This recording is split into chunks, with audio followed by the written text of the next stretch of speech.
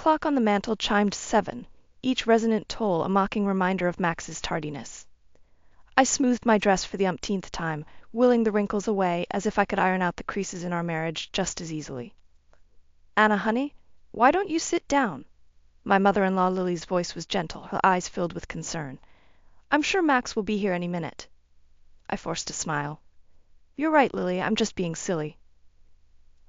But as I lowered myself onto the sofa, my stomach churned with an unease I couldn't shake.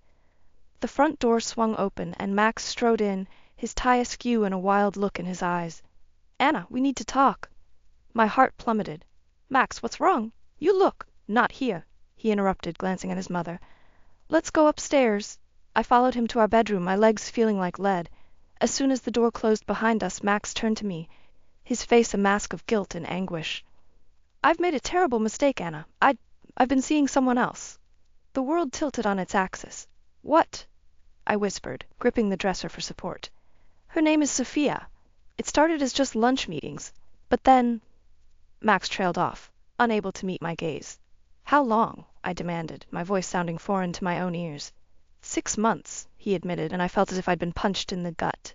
6 months, I echoed, my mind reeling. "While I've been here, taking care of your mother, our home, you've been—" I couldn't finish the sentence. Max reached for me, but I recoiled. "Don't touch me," I hissed. "Anna, please, I'm sorry. I never meant for this to happen." A bitter laugh escaped me. "Oh, you never meant for it to happen? What, did you trip and fall into her bed?" "It's not like that," Max protested weakly. "Then what is it like, Max? Explain it to me. Help me understand how you could betray everything we've built together."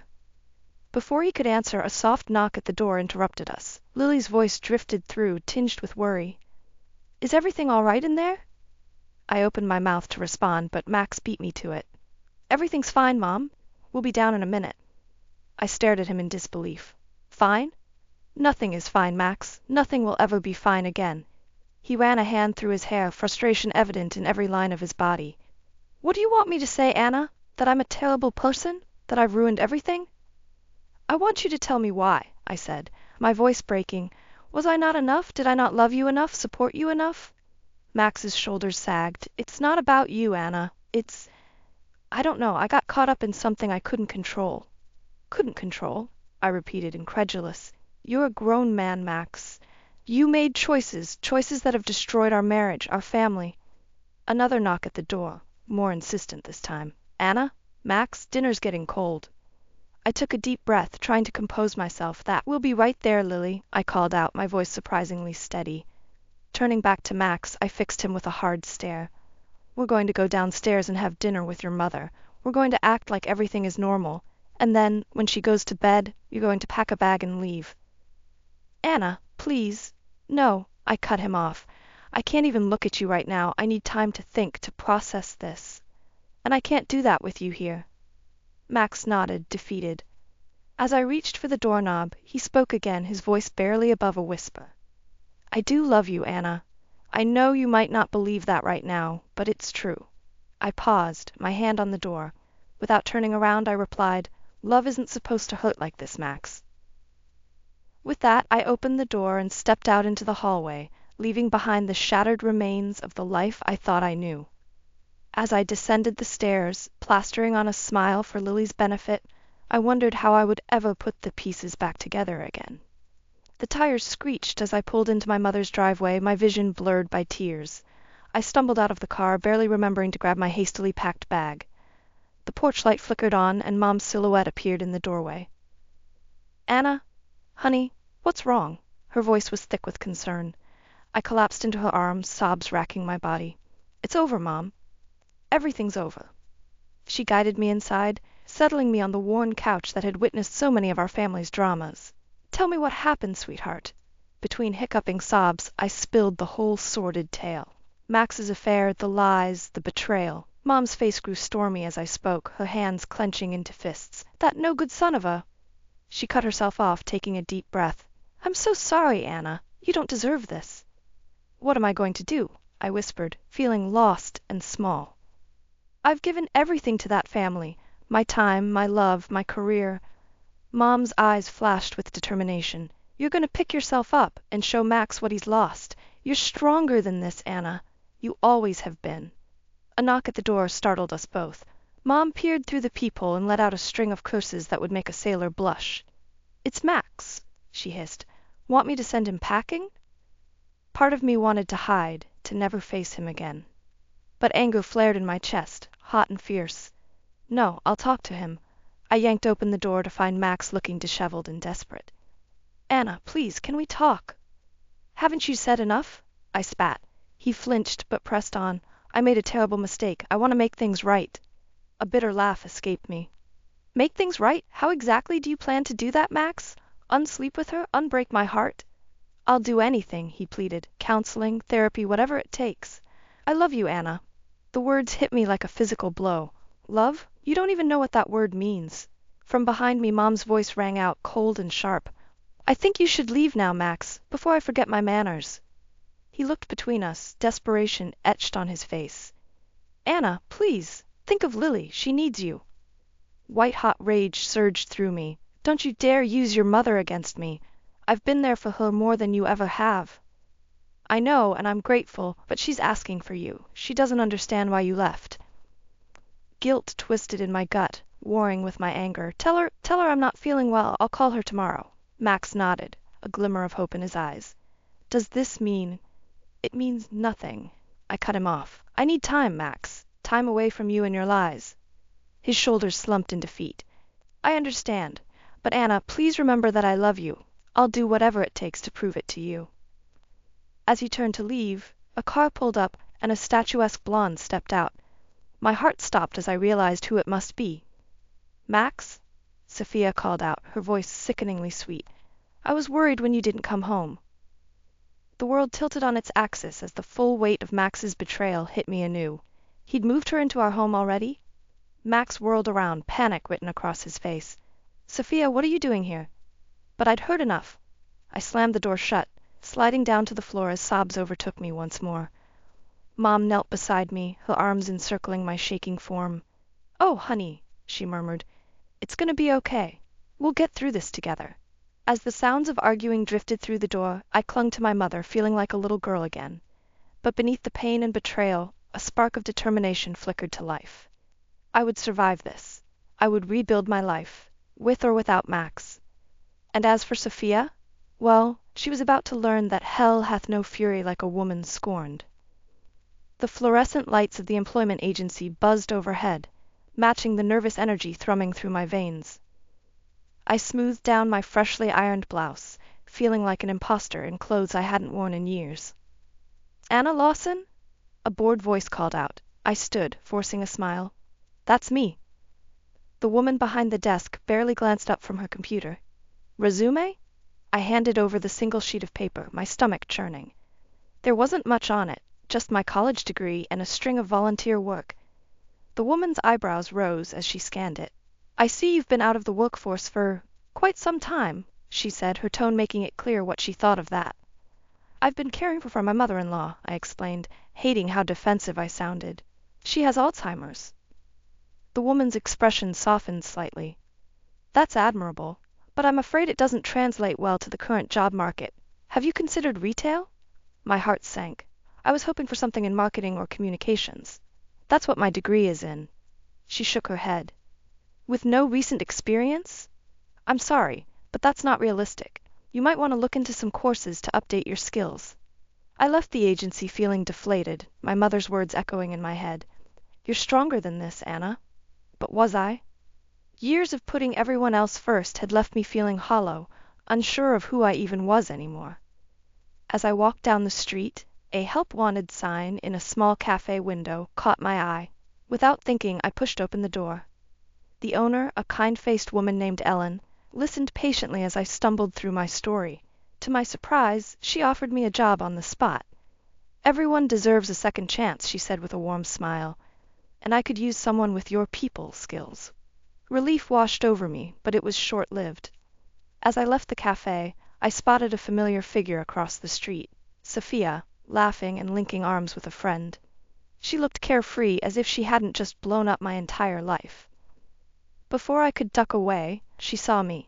Her laughter died, replaced by a look of guilt mixed with defiance. She whispered something to her friend and started walking towards me. My heart raced. I wasn't ready for this confrontation.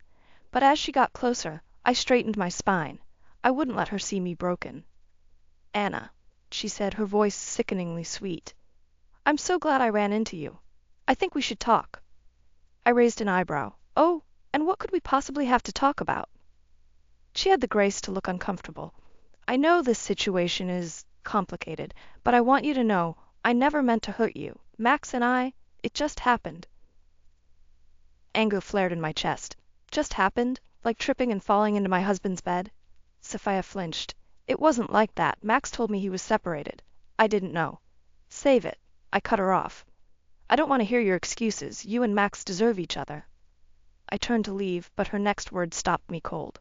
"Anna, wait. There's something you should know about Max, about why he really left." I hesitated, torn between my desire to know and my need to protect what was left of my heart. "What are you talking about?" Sophia glanced around nervously. "Not here. Can we go somewhere private?" Against my better judgment, I nodded. As we walked to a nearby park, my mind raced with possibilities. What could Sophia possibly know that I didn't? And more importantly, did I really want to find out? As we sat on a bench, Sophia took a deep breath. "Anna, the truth is, Max didn't leave just because of me. There's someone else, someone who's been in his life for a long time." The world tilted on its axis as I processed her words. Someone else. How many lies had Max told? And who was this mysterious other person? As Sophia opened her mouth to continue, I braced myself for a revelation that I knew would change everything. I stared at Sophia, my heart pounding in my chest. "What do you mean, someone else? Who?" She took a deep breath, her eyes darting nervously. It's Lily." The world tilted on its axis. "Lily, his mother? What are you talking about?" Sophia's voice dropped to a whisper. "Max has been embezzling from Lily's accounts for years. He's been using her Alzheimer's as a cover." I felt like I'd been punched in the gut.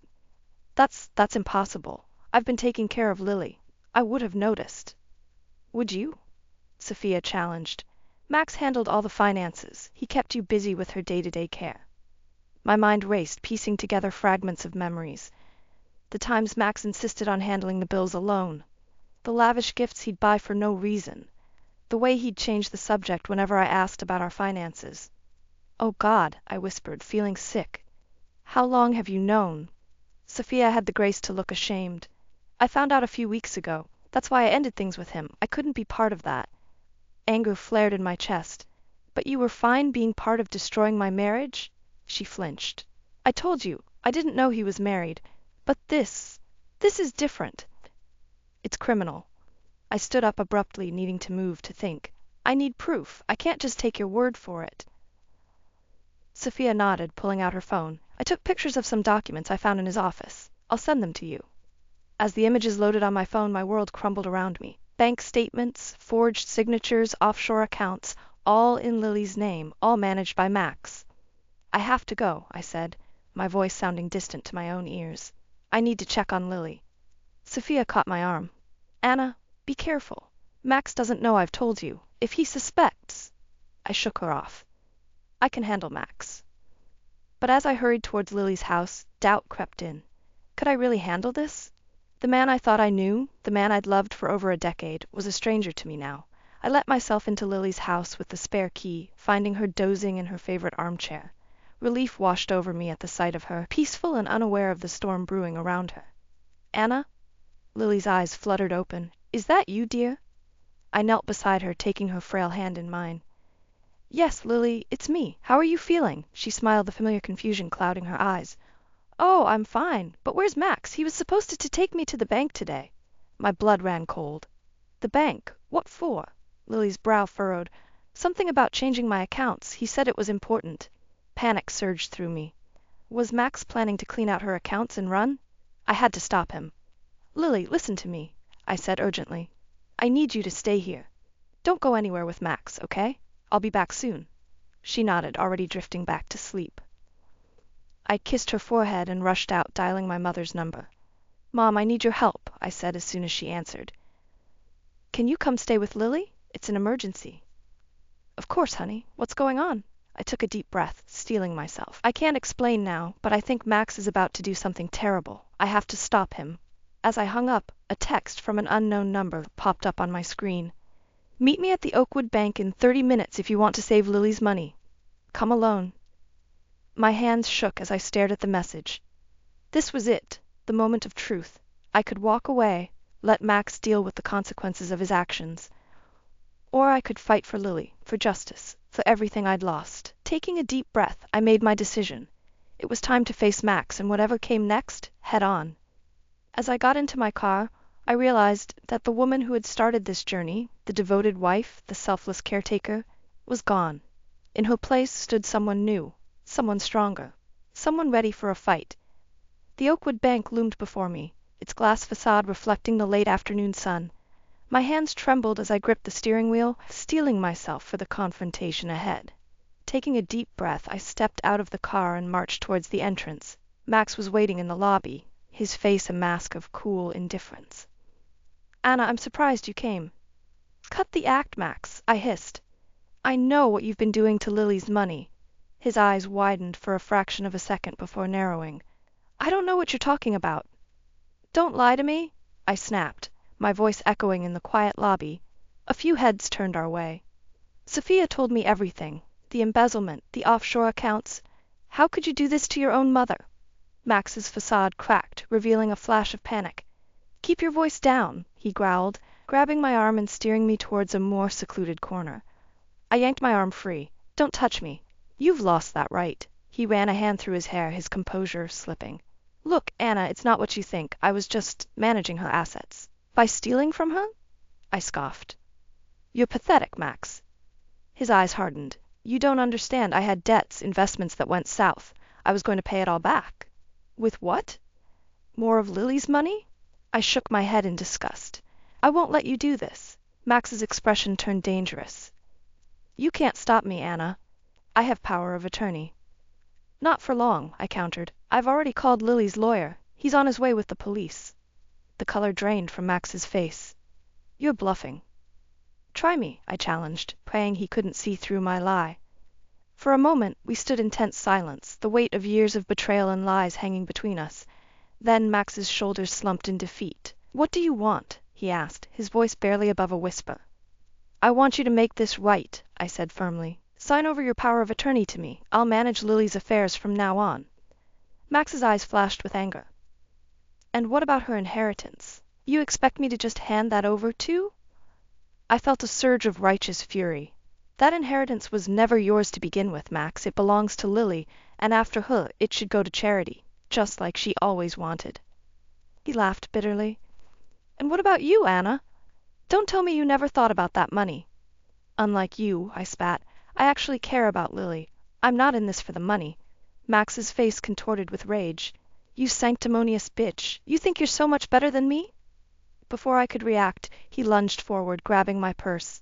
If I can't have the money, neither can you. We grappled for the bag, drawing alarmed looks from the bank staff. In the struggle, the contents of my purse spilled onto the floor, including the phone with the incriminating evidence. Max dove for the phone, but I was quicker. I snatched it up, backing away from him. It's over, Max. You've lost. Security guards approached, alerted by the commotion. Max's eyes darted between me and the exits, panic written across his face. This isn't over, he snarled, before turning and bolting towards the door. As the guards gave chase, I sank onto a nearby chair, my legs suddenly weak. The full weight of what had just happened crashed over me. I had stood up to Max, protected Lily, but at what cost? My phone buzzed with a message from Mom. Lily's asking for you. She seems agitated. What's going on? Reality came crashing back. This wasn't over yet. I still had to break the news to Lily, deal with the legal fallout, and somehow put the pieces of my shattered life back together. As I stood to leave, a steely resolve settled over me. I had survived Max's betrayal and fought back against his schemes. Whatever came next, I would face it head on. For Lily, for myself, and for the woman I was becoming, stronger, wiser, and ready to reclaim her life. The lawyer's office felt suffocating, the tension palpable as I sat across from Max and Sophia. My hands trembled slightly, but I clenched them tightly, determined not to show weakness. Let's get this over with, Max growled, his eyes darting between me and his lawyer. I took a deep breath.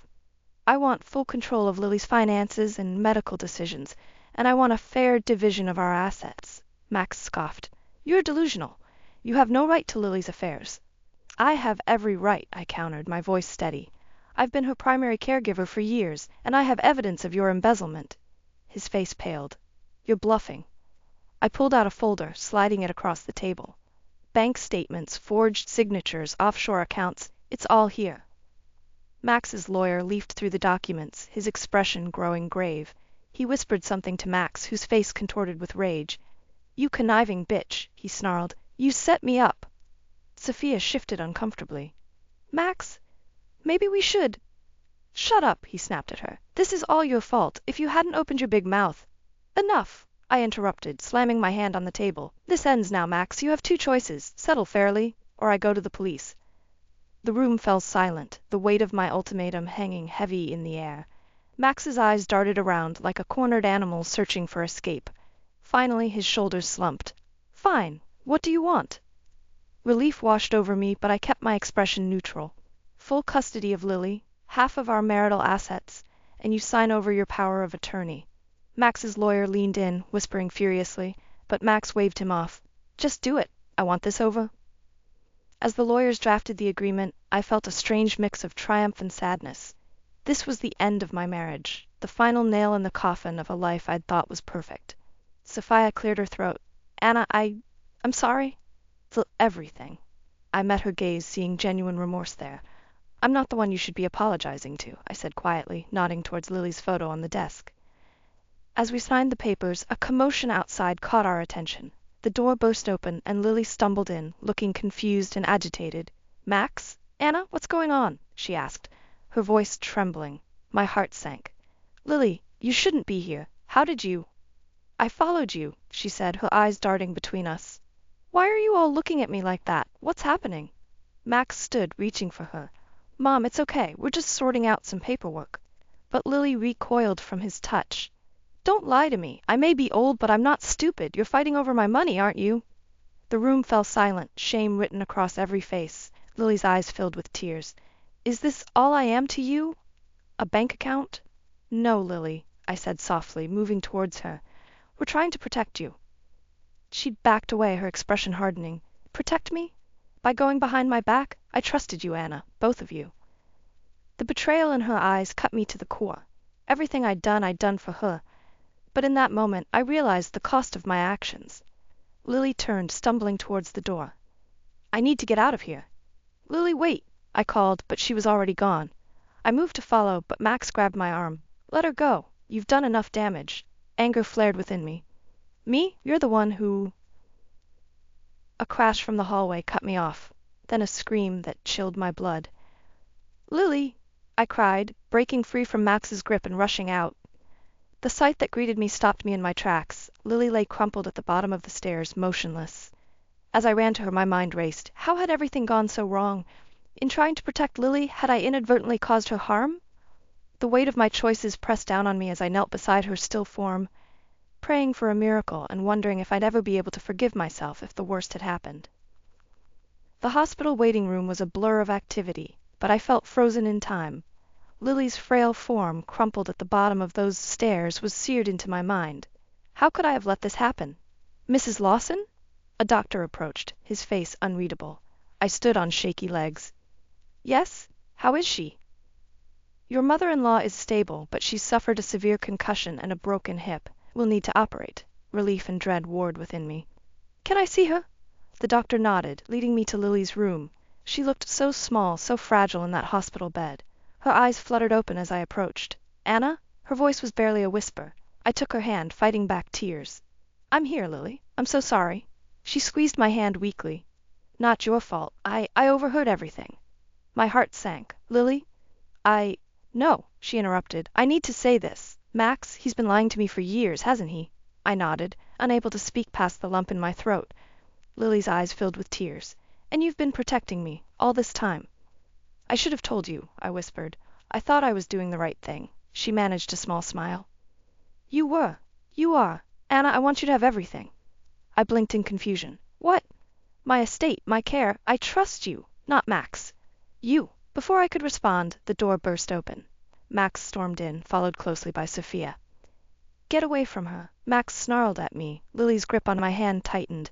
No, Max, you're the one who needs to leave. Max's face contorted with rage. Mom, you don't understand. She's trying to steal your money. The only thief here is you, Lily said, her voice stronger now. I heard everything. How could you, Max? Your own mother? Max paled, realizing he'd been caught. He turned to Sophia, desperation in his eyes. Tell them it was your idea. Sophia recoiled. What, Max? I never. Liar.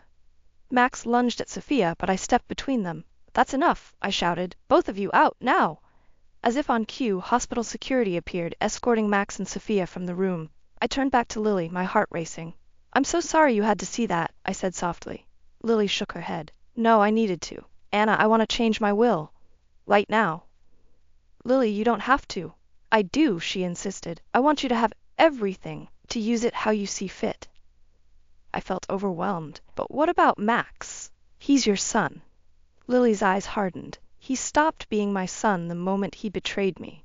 And you've been more family to me than he ever was. As Lily's lawyer was called and the new will drawn up, I felt a strange mix of emotions. Triumph, yes, but also a deep sadness for the family that had been torn apart. Hours later, as I left the hospital, exhausted but relieved that Lily was resting comfortably, I found Sophia waiting for me in the parking lot. Anna, wait, she called out. I need to talk to you. I turned, wary. What is it, Sophia? She wrung her hands nervously. I want to make things right. I have information about Max, about other things he's done. I want to help you take him down. I studied her face, searching for any sign of deceit. Why now? Sophia's eyes filled with tears, because I was wrong about everything, and I'm tired of being part of his lies. As I stood there considering Sophia's offer, I realized I was at a crossroads. I could walk away, content with what I'd already won. Or I could push further, expose Max completely, ensure he could never hurt anyone again. The choice I made in that moment would change everything. And as I opened my mouth to respond, I knew there was no turning back. The cafe bustled with the lunchtime crowd, but my focus remained laser-sharp on the door. When Max and Sophia walked in, arm in arm, my heart raced with a mix of anticipation and righteous anger. Welcome to Ellen's Cafe, I said, plastering on my best customer service smile. Right this way, please. Max's eyes widened in recognition. Anna, what are you doing here? I work here now, I replied coolly, leading them to a secluded corner booth. Today's special is revenge, served ice cold. Sophia shifted uncomfortably. Anna, I save it. I cut her off. You'll both want to try our chef's special. It's to die for. As I walked away, I could feel their eyes boring into my back. In the kitchen, I took a deep breath, steeling myself for what was to come. I returned with 2 plates of the most extravagant yet utterly inedible dishes I could concoct. Overcooked pasta drowning in a sauce that was more salt than flavor, garnished with wilted herbs and what appeared to be burnt cheese. Enjoy, I said, setting the plates down with a flourish. Max poked at his meal suspiciously. What is this supposed to be? It's called betrayal à la mode, I replied sweetly. I thought it fitting. Sophia took a tentative bite and immediately spat it out. This is disgusting. I demand to speak to the manager. You're looking at her, I said, my smile never wavering. Ellen was kind enough to give me full control of the cafe today. Consider this my parting gift to you both. Max stood abruptly, his face red with anger. You think this is funny? You've lost everything, Anna. Your marriage, your home, and now you're working in this dump? Pathetic. I laughed, a sound that surprised even me with its genuine mirth. Oh, Max, you really don't get it, do you? I haven't lost anything of value. But you've lost everything. On cue, the cafe door opened, and in walked Lily, supported by my mother Ruth, and flanked by 2 stern-looking men in suits. Max's face drained of color. Mom, what are you doing here? Lily's voice was steel. Watching justice being served, son. One of the suited men stepped forward. Maxwell Lawson, I'm Detective Johnson. You are under arrest for embezzlement and elder financial abuse. As the detective read Max his rights, Sophia leapt to her feet. This is ridiculous. You can't do this. In her haste, she knocked over a waiter carrying a tray of drinks. The resulting crash and splash of liquid caused a commotion, drawing the attention of everyone in the cafe. Assault! The waiter cried out, perhaps a bit too dramatically. She assaulted me. Before I knew it, Sophia was being escorted out in handcuffs as well, protesting loudly about the injustice of it all. As the dust settled, I found myself standing alone in the middle of the cafe, surrounded by applauding customers who had just witnessed what they thought was an impromptu piece of dinner theater. Lily approached me, her eyes twinkling. "Well done, my dear. I'd say that was a performance worthy of Broadway." I hugged her gently, mindful of her recent injuries. "I couldn't have done it without you, Lily, or you, Mom," I added as Ruth joined our embrace. As we sat down to enjoy a proper meal, one that was actually edible, I felt a weight lift from my shoulders. The past few months had been a whirlwind of pain, betrayal, and self-discovery. But here, in this moment, I realized I had emerged stronger, wiser, and surrounded by the love of my true family. "So, what's next for you, Anna?" Ruth asked, squeezing my hand. I smiled, looking around the cafe that had become my sanctuary. "I think I might buy this place, turn it into something really special." Lily nodded approvingly. "And what about love? Surely a strong, beautiful woman like you won't stay single for long." I laughed, feeling a blush creep up my cheeks as I caught the eye of Tom, the handsome regular who had been leaving me generous tips and kind notes for weeks. "Who knows?" I said, raising my glass in a toast. "But whatever comes next, I'm ready for it. Here's to new beginnings, and to the family we choose." As we clinked glasses, I felt a surge of hope and excitement for the future. The old Anna, the doormat, the victim, was gone. In her place stood a woman who had faced her demons, fought for justice, and come out victorious. And that woman? She was just getting started.